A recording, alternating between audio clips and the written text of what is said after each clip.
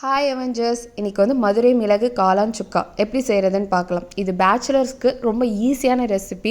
4 ingredient இருந்தால் போதும், சீக்கிரமாக பண்ணிடலாம்.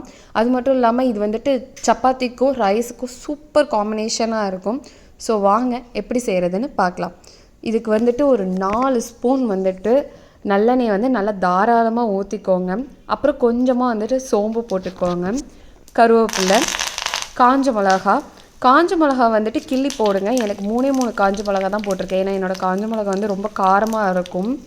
அது நல்லா வந்து எண்ணெயில் வந்துட்டு இறங்கினதுக்கப்புறம் சின்ன வெங்காயத்தை வந்து நல்லா சின்னதாக நறுக்கி வச்சு அதை ஆட் பண்ணிக்கோங்க. ஆட் பண்ணது வந்து நல்லா கோல்டன் ப்ரௌனாக ஆகணும். அந்த காஞ்ச மிளகா உள்ள சாறு, சின்ன வெங்காயத்தை உள்ள சாறு எல்லாமே நல்லா இறங்கணும். இறங்கினதுக்கப்புறம் ஃப்ரெஷ்ஷாக நறுக்கி வச்சுருக்க ஒரு பாக்கெட் மஷ்ரூமை வந்துட்டு இதில் நான் போட்டிருக்கேன். மஷ்ரூமை வந்து நல்லா பெருசாக நறுக்கி வச்சுருக்கேன்.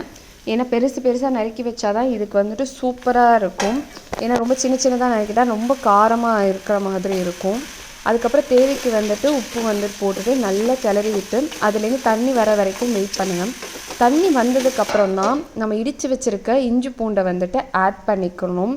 இதையும் நல்லா வந்துட்டு கலந்து விட்டுட்டு கொஞ்சோண்டு கரம் மசாலா, கொஞ்சோண்டு மட்டன் மசாலா ஆட் பண்ணிக்கலாம்.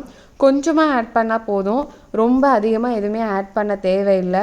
ஆல்ரெடி அந்த காஞ்ச மிளகாவில் உள்ள அந்த காரம் வந்துட்டு இறங்கியிருக்கும். அதுக்கப்புறம் இப்படி எண்ணெய் பிரிஞ்சு வரும்போது அடுப்பை ஆஃப் பண்ணிவிட்டு 1 ஸ்பூன் வந்துட்டு மிளகு சீரகத்தை வந்து நம்ம சேர்த்துக்கலாம். அவ்வளோதான் மக்களே, ரெசிபி ரெடி.